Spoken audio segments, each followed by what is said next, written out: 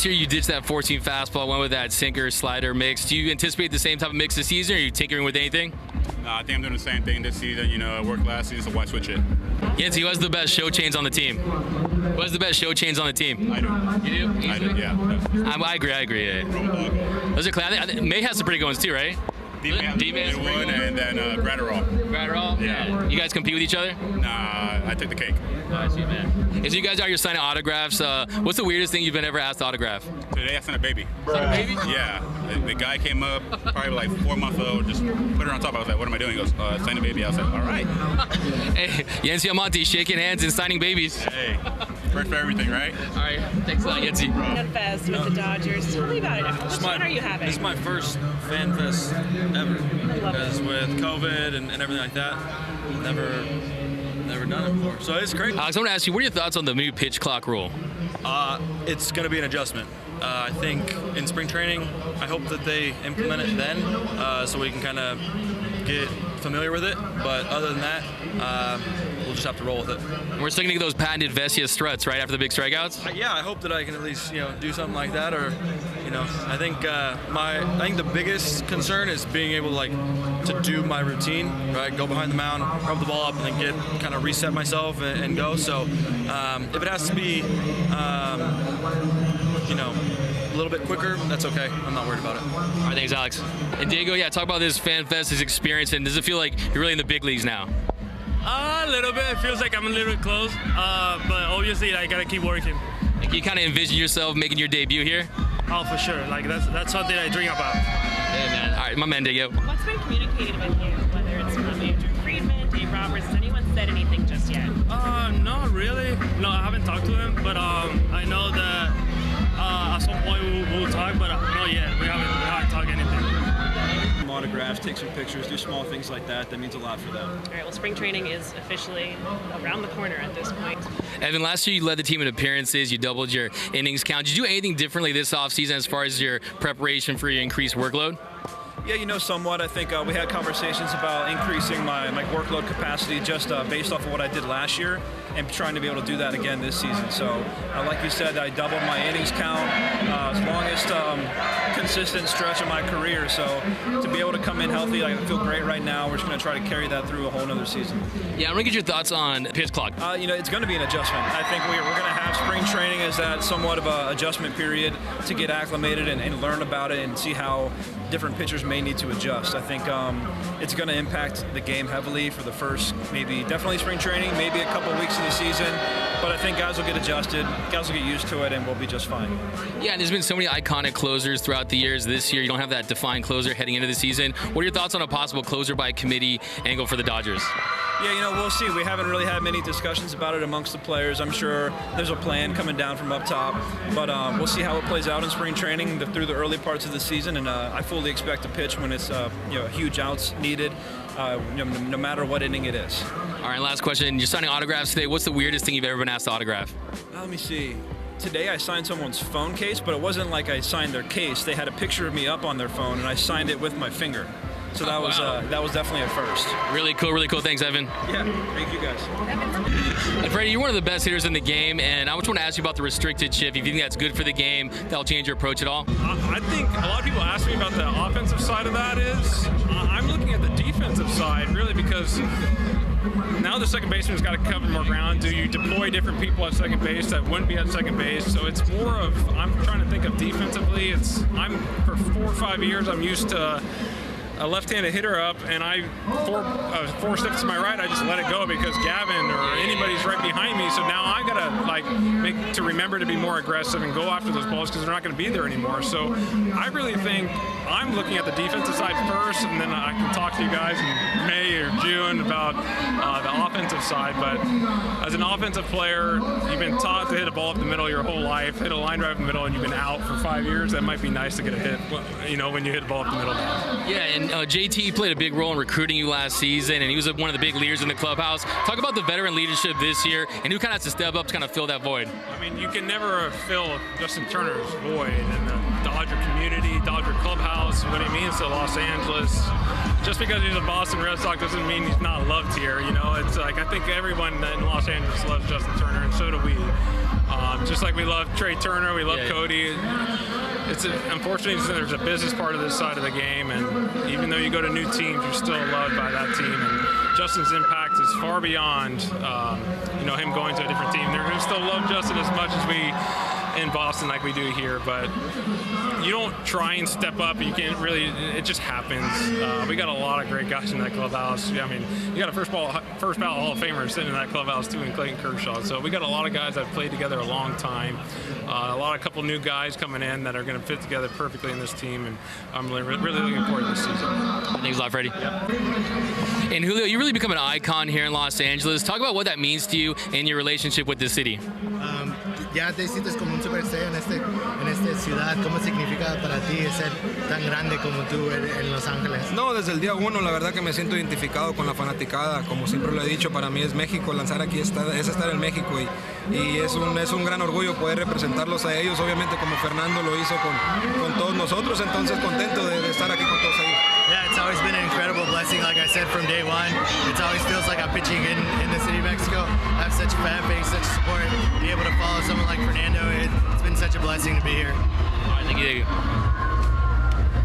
right, by the way. Thanks, Julio. And Miguel, you're a veteran. I want to know, how much does it re-energize you to be back on the Dodgers, a World Series contender, at this stage of your career? Yeah, 100% a boost of energy. I feel like I've been worried about so many other things than just playing baseball the last couple of years because the necessity of being a good leader, being a good mentor for kids, and being there for them. You know, when they get to the big leagues. Now, I don't feel that way anymore. I feel like I want to play baseball. I want to show up and have fun. You know, and that's exactly what I felt when I got the news that I was getting traded to the Dodgers. Super excited to play with guys like Freddie, Mookie, like get a reunion with Clayton, Max Muncy, Lux. I talk to them a lot when I play against them, and now I can't really wait to play with them. Yeah, and you're such an elite defender at shortstop. Talk about the restriction on the shift and what that means for premium shortstops like yourself. For me, it's gonna be like playing baseball when I was growing up. Yeah, you know, yeah. When I got to the league, we didn't have a shift. We barely play with a car, or they tell you where to play. I feel like the instincts of the shortstop are gonna be involved again, and hopefully that can give a lot of jobs to players like me when I was coming up, because I could have played short and I could have read swings, and I think that's going to be an important role. Yeah, and you have the best cleats in the game. Do you have anything in the works right now? I mean, you have the fire cleats, man. I'm working on it. You know, like I just got the news, and I talk to my people that I always take care of my shoes, but I'm gonna bring some fire because that's what I do. I love shoes. That's kind of what I do when I'm not playing baseball. So you guys gonna see that the shoes are gonna be on point. Who do you think will be your biggest competition in the locker rooms? I know we got Mickey's locker, it's a thing, but who in there you think can compete with you? No, it's impossible that I can compete with Mookie. That's gonna be impossible. But I can tell you one thing: I'm probably gonna be wearing a lot of the Mookie stuff. So looking forward to talk to him and say, hey Mookie, I'm gonna need you to hook me up right here. So, fellas, I want to get your thoughts on the new pitch clock rule and how big of an adjustment that's going to be. I think we both did a little bit in AAA last year. I'm not a big fan of it, but it is what it is. I think once you get used to it for probably a couple games, you're kind of in the same groove and you get used to it pretty fast, but overall, not a big fan of it. So is it mainly just because of it kind of messed with your routine a little bit on the mound? Yeah, I think it's just a lot of unneeded, unwarranted, pacing of the game. I don't think a game needs that. I think it makes our job as pitchers a lot harder, especially in key situations late in the game. Interesting. And Michael, your thoughts? Yeah, I think like you said, we might be a little bit better equipped to handle it just because we went through it in AAA and they were testing it. Yeah, there's some tough parts of it, especially with runners on base, but I haven't had a ton of issues with it so far, so I'm hoping that stays the same. Awesome. Oh no, what's the weirdest thing you guys have ever been asked to autograph? Honestly, I think a baby one time, that was about it. Yeah. Yes, it said the same thing. Yeah, it's kind of awkward. I don't know if you want to put a Sharpie on a baby's head or something like that. It might be a little weird. Yeah, it's not right. It's not right. How about you, Michael? I don't think I have any good ones yet. I can't think of anything on the top of my head. Yeah. Baseballs, yeah, jerseys, hats. Yeah. Sounds good, man. All right, you guys have a great season. Thank you. Just to have them back here at Dodger Stadium. Yeah, it's great energy. a lot of fans. I don't know. We didn't do it last year, right? And in 2020, we obviously didn't do it. So it's cool. It's an awesome experience to interact with some fans and get a lot of their excitement about the game and the season. How are you feeling about the season? A lot of new faces, but how much fun has it been getting to know some of these guys, or some that you probably already knew? Yeah, no, I mean it's awesome. I think it's sad seeing some of the guys leave. JT and Belly and some guys he played with for a while, but that that happens in this game. I don't think the expectations for the Dodgers really change. So we assume that people would come up here and step up and be the same. Also, I want to get your thoughts on some of the new rules, the restriction on the shift, and how that might impact the game. And are you a fan of it? I'm not a fan of them changing it all the time, but if they want to do that, that's fine. I think it's going to help lefties, obviously, not having a brick wall on the right side of the field. So if they want to do that, and I'd like just some stability, maybe. Yeah, Diego Cartaya, the top prospect catcher. What kind of advice would you give him coming up in the system? Yeah, just be yourself. Get to know the pitchers. Get to see what they like, and a lot of their relationships up here is just talking to them. In the clubhouse, not even the games are starting. Just sitting down with them and seeing what they like and what they don't like, and it's not always easy. Sometimes they don't like talking. Sometimes they don't even know what they like. But just keep pressing that. I think it's awesome. What's the biggest focus for you with this spring training, just with a few new faces like Noah Syndergaard and getting to build that relationship, getting to know him better? Yeah, kind of the same thing I said about Cartaya. Just getting to know pitchers. They all are different. They all have different tendencies, what they like and don't like. So just like any other year, just get acclimated with everybody and just get ready for the season. JP, welcome to LA. I just want to say, how does this compare to Tampa Bay as far as the fans? I mean, you see it's electric out here, so many fans. What's the difference? There's a big difference. I love Tampa Bay, but obviously LA is a different scene and a lot more bigger community and city. So it's been awesome. I mean, you hear them cheering for Julio and all these guys. It's really cool to have this many people show up for a fan fest. Yeah, and we know the reputation the Dodgers have as far as coaching development. But what have you heard from them and just starting here? I mean, just from the guys, really, everyone's been like, you're going to love it here. It's awesome. They do things differently here, and I'm just excited to get to know everybody and start working with people and changing some things or making myself better and making the team better. All right, thanks, JP. Yeah, and Doc, you had one of the most iconic, memorable stolen bases of all time. I want to get your thoughts on these new rules that encourage base stealing, and how big is it for the game? It's huge for the game. I think that, as a manager, my job is to give ourselves the best chance to win a baseball game. What the rules have done is it's going to speed up the game, which is what the fans want. It also gives us an opportunity to have more of a dynamic player. So we're going to get to see more balls in play, more hits, because we can't shift. And then also the stolen base. There's a bigger base.